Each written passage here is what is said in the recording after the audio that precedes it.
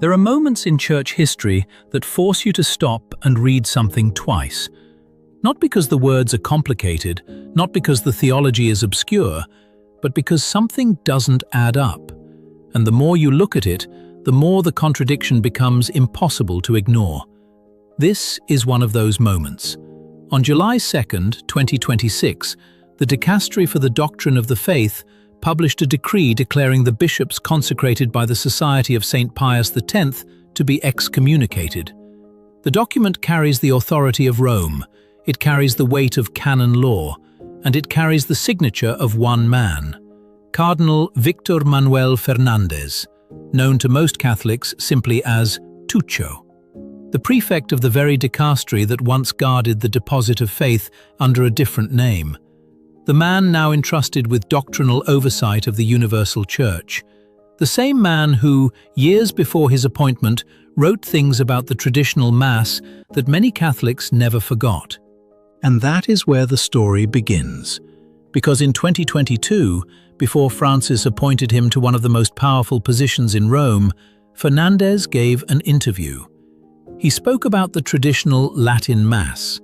He spoke about Traditionis Custodes, the papal document that dramatically restricted its celebration.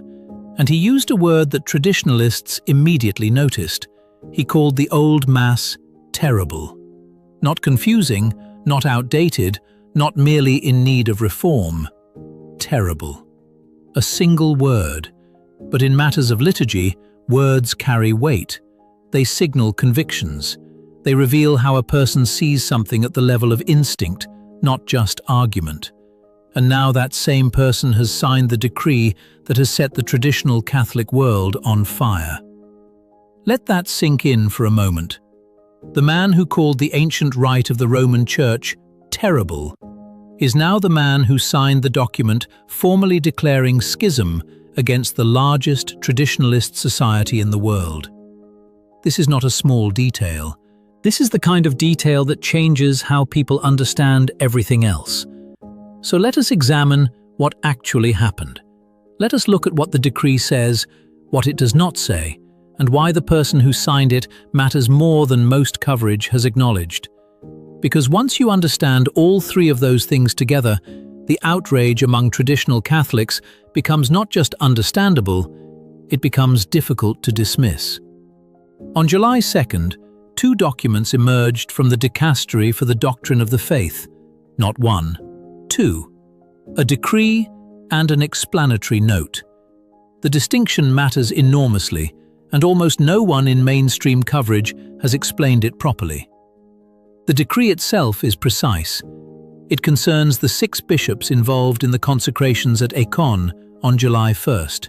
6 individuals, named, identified, struck by a declaratory sentence of excommunication. That part of the document is legally unambiguous. The 6 bishops who participated in those consecrations without pontifical mandate now carry the canonical penalty that canon law prescribes for exactly that act. From a strictly canonical standpoint, that consequence was foreseeable. Rome had warned publicly. The SSPX proceeded anyway. The decree followed. But then comes the explanatory note. And the explanatory note is a different creature entirely. It speaks of priests in schism. It speaks of laity who formally adhere to the society being excommunicated. It uses language that sounds, to the average Catholic reading it, like a blanket condemnation of anyone connected to the Society of St. Pius X. And here is the first problem. A note is not a decree. An explanatory note does not carry penal force under canon law. It clarifies, it contextualizes, it explains, it does not punish. Canonists have been making this distinction since the documents were published. Only the decree concerning the 6 bishops carries formal penal weight. The note describes a situation. It characterizes a state. But describing someone as being in schism and formally excommunicating them through a legal act are two very different things. This distinction is not a loophole invented by traditionalists to escape consequences. It is basic canonical reasoning. and it matters intensely for the hundreds of thousands of ordinary Catholics who have been attending traditional masses offered by SSPX priests for years. Which brings us to the question that most people are actually asking. If I have been going to an SSPX chapel, am I now excommunicated? The honest answer, according to the criteria Rome itself established in the note, is almost certainly no. Rome's own language requires two things to constitute formal adherence to the schism. The first is internal, a conscious and free choice to place the path of the society above obedience to the Pope.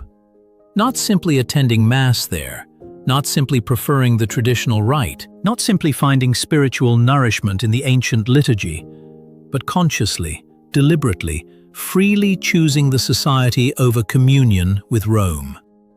The second element is external. Exclusive and stable participation in the society's activities. No longer participating in the life of the Catholic Church at all. A permanent choice of one over the other. Not an occasional visit, not an attachment to a particular form of liturgy, a total and deliberate separation. These are demanding criteria, and by those criteria, the vast majority of Catholics who attend an SSPX Mass from time to time are not schismatics and are not excommunicated. This is not a traditionalist interpretation. This is what the note itself says when read carefully. But here is where the problem deepens. Because while canonists are carefully explaining these distinctions in academic language, bishops on the ground are saying something very different. Bishop Lavallee of Ogdensburg, New York, issued a letter on July 1st declaring the society in formal schism and instructing the faithful of his diocese not to attend its liturgies, not to receive its sacraments, and to avoid even its schools. He added something more alarming. Continued participation in the fraternity's activities, he said, would constitute formal adherence to the schism. And now we arrive at a critical question. Is the bishop applying Rome's criteria correctly, or is he extending them further than the document itself actually permits? The honest answer requires a distinction. If continued participation means what Rome means by it, that is, an exclusive, stable, and deliberate choice that involves rejecting obedience to the Pope, then the bishop's warning is legitimate. That is precisely what formal adherence looks like. But if the message reaching ordinary Catholics in the pews is something simpler, something that sounds like, if you set foot in that chapel even once, you are now outside the Church, then something is being communicated that Rome's own document does not actually say. And that gap between the canonical text and its pastoral application on the ground is exactly where confusion multiplies. Exactly where anxious souls suffer unnecessarily. Exactly where clarity becomes not an academic luxury, but a pastoral necessity. Now step back for a moment, because we have not yet returned to the most significant detail of this entire situation. The signature at the bottom of the decree. Cardinal Victor Manuel Fernandez, Tuccio, the man who called the traditional Mass terrible, is now the man who signed the document defining the canonical consequences for the largest organization in the world dedicated to preserving it. Think about what that means in practice. Imagine you are a traditional Catholic. You have spent years, perhaps decades, attending the Mass that your grandparents attended. You love the silence, the Latin, the reverence, the sense of continuity with something ancient and irreplaceable. You have watched that Mass be restricted, regulated, and in many places effectively suppressed over recent years. And now you discover that the decree formalizing the schism of the society that kept that Mass alive throughout those difficult years was signed by a man who once described it in a single word: terrible. That is not an abstract theological controversy, that is a personal wound. That is the kind of thing that does not generate anger in a vacuum. It generates anger because it touches something real, something that people care about at the level of the sacred. And that is why this story is not going away. Not a rhetorical question, a real one. How did we arrive at a moment where the man entrusted with safeguarding Catholic doctrine is the same man who described the ancient Roman rite as terrible? And what does that tell us about the current state of the Church? To answer that properly, we need to go back. Not centuries, not even decades, just a few years. In 2022, Francis promulgated Traditionis Custodes. The document dramatically restricted the celebration of the traditional Latin Mass. It reversed the permissions that Benedict XVI had granted in Summorum Pontificum 15 years earlier.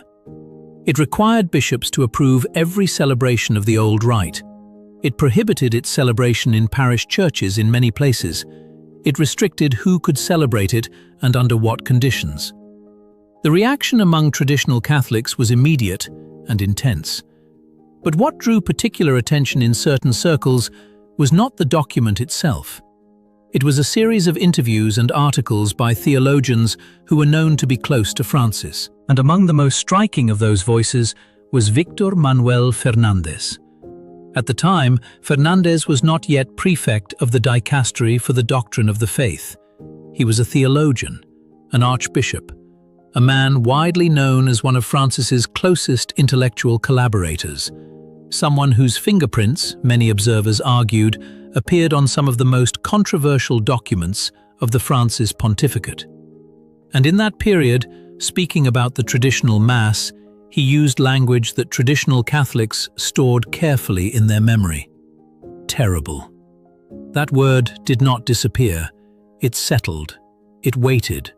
And when Francis appointed Fernández to lead the dicastery for the doctrine of the faith in 2023, replacing the respected Cardinal Luis Ladaria, the reaction in traditional Catholic circles ranged from concern to alarm. Because this was not simply a change of personnel. This was a signal about priorities, about direction, about whose vision of the Church would now carry institutional weight. Critics pointed to Fernández's past writings. Some were unusual for a man now charged with doctrinal oversight. Some were theologically unserious by any conventional standard. Rome was aware of the criticism. Francis acknowledged it and expressed confidence in his choice anyway. And so Fernández became prefect. The man who had described the traditional Mass as terrible now held one of the most powerful offices in the Catholic Church. And last week, that office signed the decree that has divided Catholic opinion around the world. Now let us ask an honest question. Does a person's past opinion about the traditional Mass disqualify them from issuing canonical judgments about traditionalist societies? Strictly speaking, no.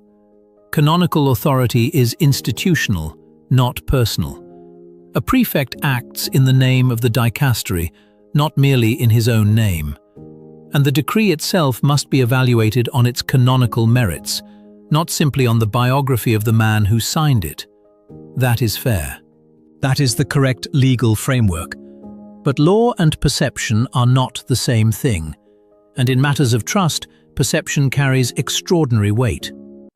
When a significant portion of the Catholic world already believes that the traditional liturgy has been treated unfairly, suppressed unjustly, and handled with something less than impartiality over the past several years, the identity of the man signing the decree matters enormously to how that decree is received. Not legally, pastorally. Credibility is not established by title alone. It is established by consistency, by the recognition that the person applying a standard is not personally hostile to those the standard affects. And when the man applying the standard once called the thing those people love most terrible, credibility suffers. Regardless of what the decree says in technical, canonical language, this is not a trivial concern. It goes to the heart of how authority functions in the Church. Because authority in the Catholic tradition is not merely power exercised from above. It is service rendered in love. And service rendered in love requires that the one serving is seen to understand, or at least to respect, the needs of those being served. When that perception is absent, authority becomes harder to accept. Not impossible, but harder. And the difficulty is not always the fault of those who struggle. Sometimes it reflects a failure of leadership to understand how trust is built and how it is lost.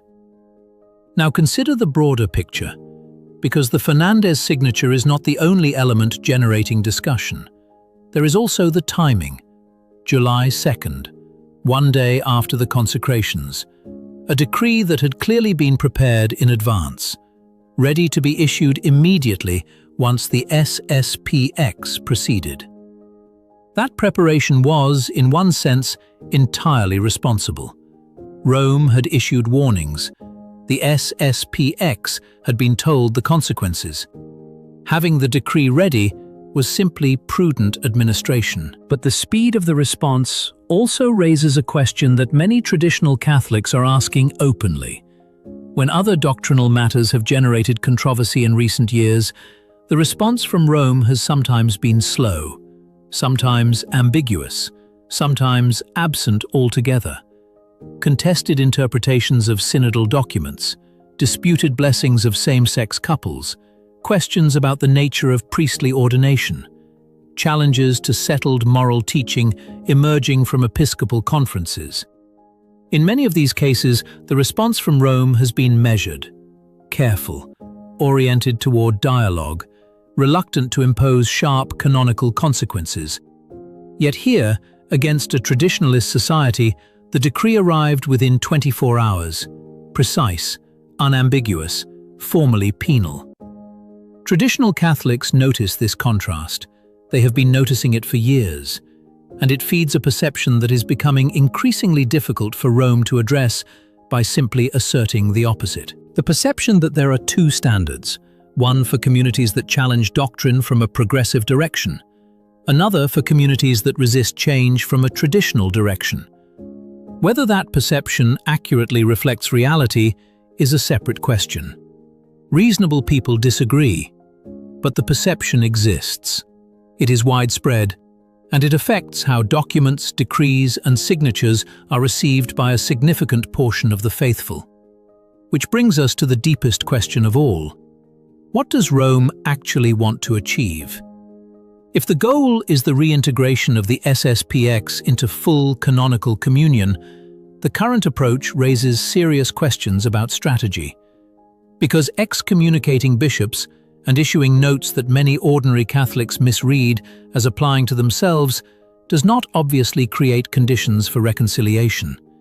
It creates conditions for deeper entrenchment, for wounded feelings, for communities closing around themselves in defense, for the exact opposite of what reconciliation requires. If, on the other hand, the goal is simply to enforce canonical discipline regardless of pastoral consequences, then the decree achieves its purpose. 6 bishops are now formally excommunicated. The canonical statement has been made. The law has been applied. But law applied without pastoral wisdom rarely heals anything. It clarifies, it defines, it sometimes punishes, but it does not reconcile.